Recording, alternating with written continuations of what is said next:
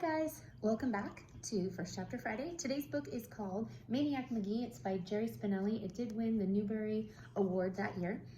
It's about an orphan boy who is trying to find a home. It's a pretty good book. All right, here we go. They have a before the story. They say Maniac Magee was born in a dump. They say his stomach was a cereal box and his heart a soft sofa spring. They say he kept an 8-inch cockroach, on a leash, and that rats stood guard over him while he slept. They say if you knew he was coming and you sprinkled salt on the ground and you ran over it, within 2 or 3 blocks you would be as slow as everybody else, they say. What's true, what's myth, it's hard to know. Finsterwald's gone now, yet even today you'll never find a kid sitting on the steps where he once lived. The Little League field is still there, and the band shell. Cobble's Corner still stands at the corner of Hector and Birch, and if you ask the man behind the counter, he'll take the clump of string out of a drawer and let you see it.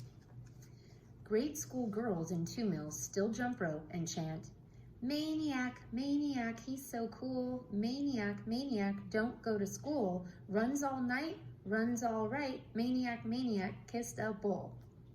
Okay?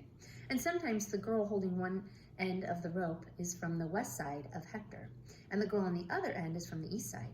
And if you're looking for Maniac Magee's legacy or monument, that's as good as any, even if it wasn't really a bull. But that's okay, because the history of a kid is 1 part fact, 2 parts legend, and 3 parts snowball. And if you want to know what it was like back when Maniac Magee roamed these parts, well, just run your hand under your movie seat and be very, very careful not to let the facts get mixed up with the truth. So it's kind of like a beginning. Now it says part 1. All right, so here we go with chapter 1. Maniac Magee was not born in a dump. He was born in a house, a pretty ordinary house right across the river from here in Bridgeport. And he had regular parents, a mother and a father, but not for long. One day his parents left him with a sitter and took the P&W high-speed trolley into the city. On the way back home, they were on board when the P&W had its famous crash, when the motorman was drunk and took high trestle over the Schuylkill River at 60 miles an hour, and the whole caboodle took a swan dive into the river. And just like that, Maniac was an orphan. He was 3 years old. Of course, to be accurate, he wasn't really Maniac then. He was Jeffrey Lionel Magee. Little Jeffrey was shipped off to his nearest relatives, Aunt Dot and Uncle Dan. They lived in Hollidaysburg in the western part of Pennsylvania. Aunt Dot and Uncle Dan hated each other, but because they were strict Catholics, they wouldn't get a divorce. Around the time Jeffrey arrived, they stopped talking to each other. Then they stopped sharing.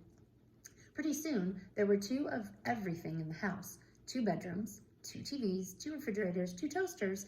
If it were possible, they would have had 2 Jeffreys. As it was, they split them up as best they could. For instance, he would eat dinner with Aunt Dot on Monday, with Uncle Dan on Tuesday, and so on. 8 years of that. Then came the night of the spring musical at Jeffrey's school. He was in the chorus. There was only 1 show and 1 auditorium, so Aunt Dot and Uncle Dan were forced to share at least that much. Aunt Dot sat on one side, Uncle Dan on the other. Jeffrey probably started screaming from the start of the song, which was "Talk to the Animals," but nobody knew it because he was drowned out by all the other voices.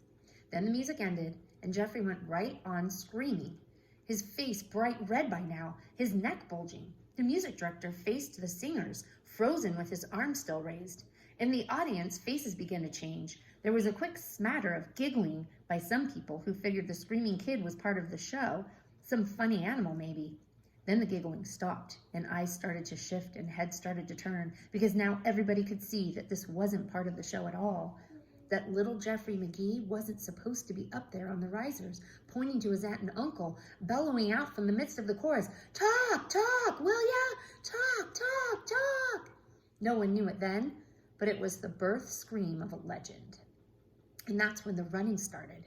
3 springy steps down from the risers, girls in pastel dresses screaming, the music director lunging, a leap from the stage, out the side door and into the starry, sweet, onion grass smelling night. Never again to return to the house of 2 toasters. Never again to return to school. So So that gives us the first chapter and a little bit of the pre part. I hope you enjoyed and you might be interested in reading this story. It's a good story. Again, it's called Maniac Magee by Jerry Spinelli. See you next time.